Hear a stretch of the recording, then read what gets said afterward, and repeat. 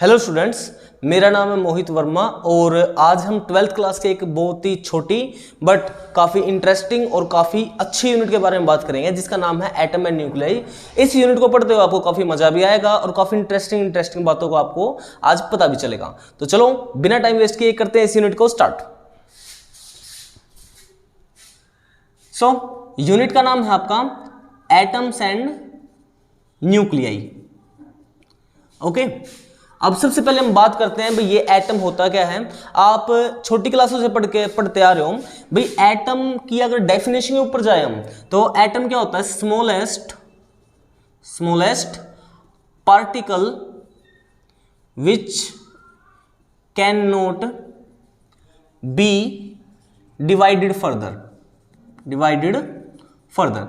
ये डेफिनेशन आप छोटी क्लासों से पढ़ते आ रहे हो भाई। एटम क्या होता है, स्मॉलेस्ट पार्टिकल होता है जिसको आप और ज्यादा नहीं तोड़ सकते। इन द सेंस क्या हुआ, मान लीजिए डस्टर है मेरे पास, अगर मैं इसको तोड़ता चलूं तो एक लास्ट स्टेज ऐसी आएगी जहां पर इसको और ज्यादा नहीं तोड़ा जा सकता। उस लास्ट स्टेज को बोला जाता है क्या, एटम। ओके, बट जैसे जैसे हमने थोड़ी और फर्दर डिस्कवरी करी, कुछ एक्सपेरिमेंट्स करे, तो उसके अकॉर्डिंग हम क्या बोल सकते हैं भाई, जो लास्ट की लाइन है ना, विच कैन नॉट बी, ये ठीक है, ये लाइन क्या है, गलत है। एटम को भी तोड़ा जा सकता है। बहुत सारी प्रोसेस हैं जिसके अकॉर्डिंग हम क्या कर सकते हैं, एटम को भी ब्रेक डाउन कर सकते हैं। वो भी इस चैप्टर के अंदर हम पढ़ेंगे काफी इंटरेस्टिंग वे से। तो आप कॉपी पेन लेके बैठो और सब कुछ नोट करते चलो, क्योंकि आगे आगे जैसे चलेंगे हम कुछ पिछली बातों का यूज होता चलेगा। Smallest particle of an element is known as atom. तो ये तो होगा क्या, आपकी एटम की डेफिनेशन। अब सेकेंड क्वेश्चन जो 12th के अकॉर्डिंग बन सकता है वो क्या होगा, एटम की कंस्टिट्यूएंट पार्टिकल्स।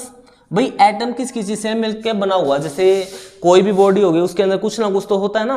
इस तरह से अगर हम बात करें भाई एटम के अंदर क्या है, जैसे मैं बोलता हूँ डस्टर के अंदर क्या है भाई, तो डस्टर के अंदर आप आंख बंद करके बोल देना क्या, इसके अंदर बहुत सारे एटम्स है या फिर मॉलिक्यूल्स हैं।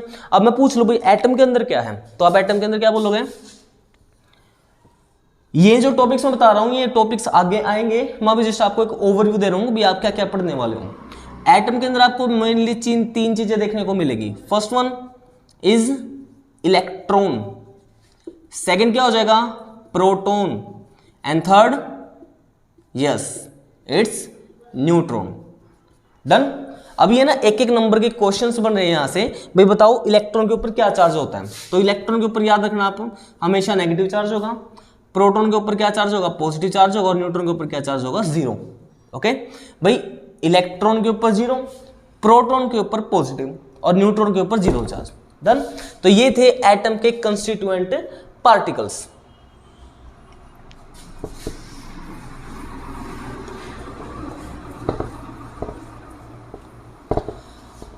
ओके, अब बात करते हैं हम भाई एटम के मॉडल्स के बारे में, क्योंकि सबसे इंपॉर्टेंट चीज वही है। एक बार हम इन मॉडल्स को कंप्लीट कर लेते हैं, इसके बाद दोबारा एटम की स्ट्रक्चर सब कुछ दोबारा से कवर करेंगे। सबसे पहले देखो, सबसे पहले क्या हुआ था, कुछ हिस्ट्री की बात कर लेता हूं।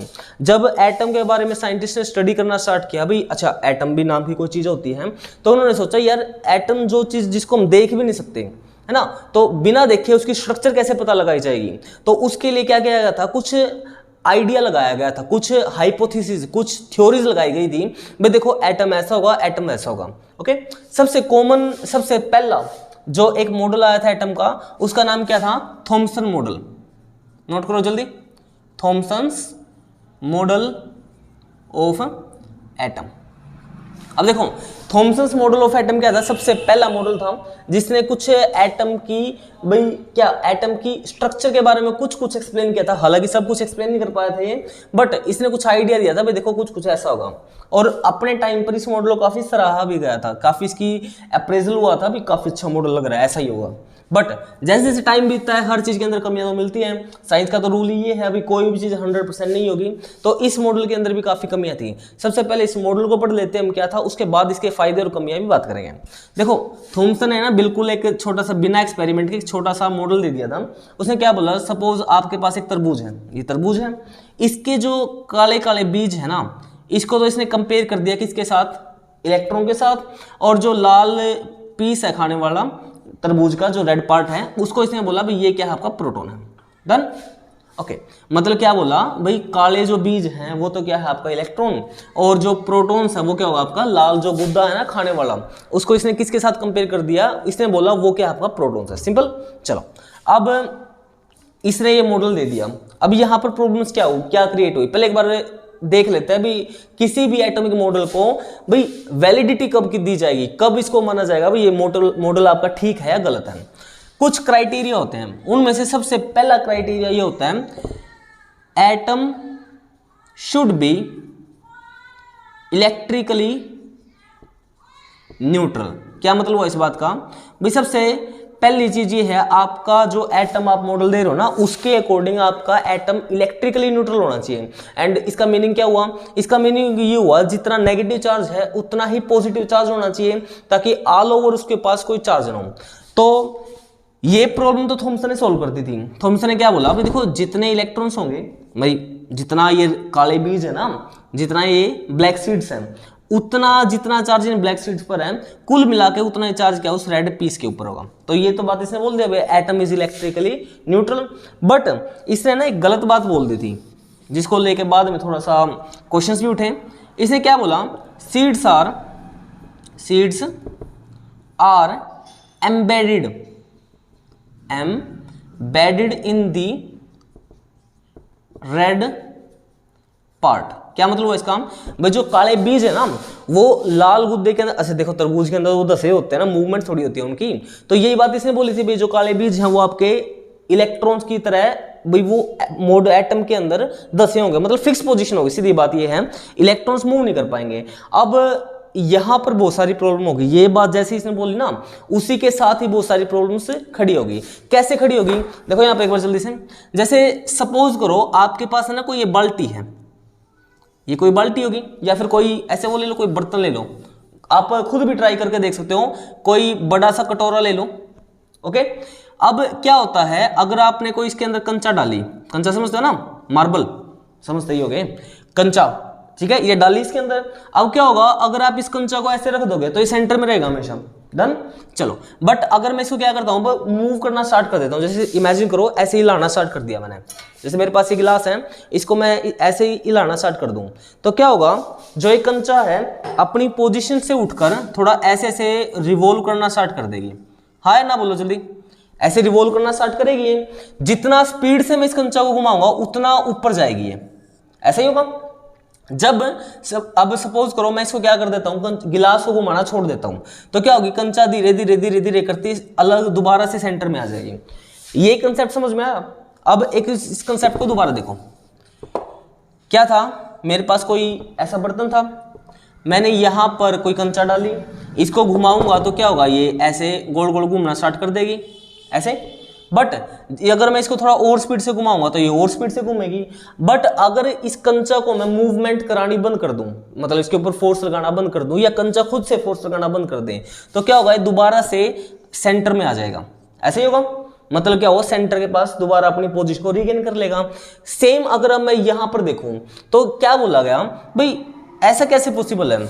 अगर हम इसके साथ एनालॉजी लें तो अगर इलेक्ट्रॉन आपका रेस्ट में है, इलेक्ट्रॉन अगर रेस्ट में है तो ये हमेशा कहाँ मिलना चाहिए, न्यूक्लियस में मिलना चाहिए, जो कि मतलब भाई रेस्ट में है ना, तो ये कहाँ मिलना चाहिए आपको, ये खत्म हो जाएगा। अगर रेस्ट में हुआ ना तो ये बहुत सारी उस टाइम पे भी बहुत सारी इतनी तो कैलकुलेशन हो चुकी थी भाई, अगर इलेक्ट्रॉन रेस्ट में मिला तो ये एग्जिस्ट नहीं कर पाएगा। बट इसने ये बोला भी इलेक्ट्रॉन किस में होगा, आपका रेस्ट में होगा, तो इस कारण से इसको क्या कर दिया गया, इस मॉडल को रिजेक्ट कर दिया गया। थोड़े टाइम तक ये मॉडल चला, बट जैसे जैसे साइंटिस्ट को पता चला नहीं नहीं ऐसे थोड़ी होगा, तो उस टाइम पे इस मॉडल को क्या कर दिया था, रिजेक्ट कर दिया गया था। बट एटम की इलेक्ट्रिकल न्यूट्रलिटी को इसने बरकरार रखा था। हाँ भाई ये बात सही है। ओके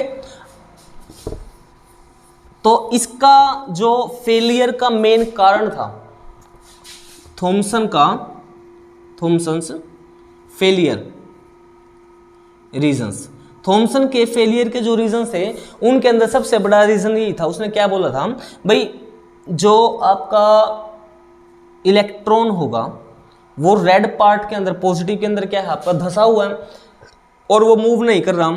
इसका मतलब तो क्या हुआ, अगर इलेक्ट्रॉन रेस्ट में हुआ ना, अगर इलेक्ट्रॉन रेस्ट में हुआ, ठीक है, तो वो एग्जिस्ट नहीं कर पाएगा, क्योंकि अब जैसे जैसे आप आगे पढ़ो ना हाइजेनबर्ग थ्योरी, उसके अंदर आपको पता चलेगा उस टाइम तक डिस्कवरी हो चुकी थी, तो वहाँ पर इस मॉडल को इसी वजह से कैंसिल कर दिया गया। सो ये था आपका थॉमसन का मॉडल, जो कि काफ़ी बेसिक सा, काफ़ी छोटा सा मॉडल था, और इसकी कुछ खास बातें, कुछ बेकार बातें। अब इसको मॉडल को दोबारा से एक छोटी से 1 मिनट के अंदर रिव्यू करते हैं। थॉमसन के मॉडल के अंदर क्या बोला गया, इलेक्ट्रॉन्स क्या होते हैं, एम्बेडेड होते हैं किसके अंदर, रेड पार्ट के अंदर। रेड पार्ट क्या है आपका, प्रोटॉन्स है, काले पार्ट क्या है आपका, इलेक्ट्रॉन्स हैं। तो ये तो क्या था मॉडल। अब इसका फेलियर होने का क्या कारण था, फेलियर होने का कारण भी यही था, इसने क्या बोला था, इलेक्ट्रॉन्स है जो ये आपके इलेक्ट्रॉन्स रेड पार्ट के अंदर दसे हुए हैं, which is not possible, because if electrons are not moving it means it can not exist, because जो इलेक्ट्रॉन का मास होता है काफ़ी कम होता है, और इतना अगर मास कम हुआ ना, मतलब ये मान के चलो मास कम है, वेलोसिटी ज़्यादा है, तो मोमेंटम कुछ कंसिडर होगा, बट अगर वेलोसिटी भी नहीं है, मास तो ऑलरेडी है ही नहीं, तो मोमेंटम उसका जीरो हो जाएगा। अगर मोमेंटम जीरो होगा, मास जीरो होगा, सब कुछ जीरो होगा, इसका मतलब इसको पार्टिकल भी नहीं गिना जाएगा। इसको पार्टिकल गिना इसलिए जाता है क्योंकि ये इसकी हाई स्पीड होती है, इसका कुछ मोमेंटम होता है। ओके, तो ये था रदरफोर्ड थॉमसन का मॉडल। अब बढ़ते हैं हम नेक्स्ट मॉडल की तरफ।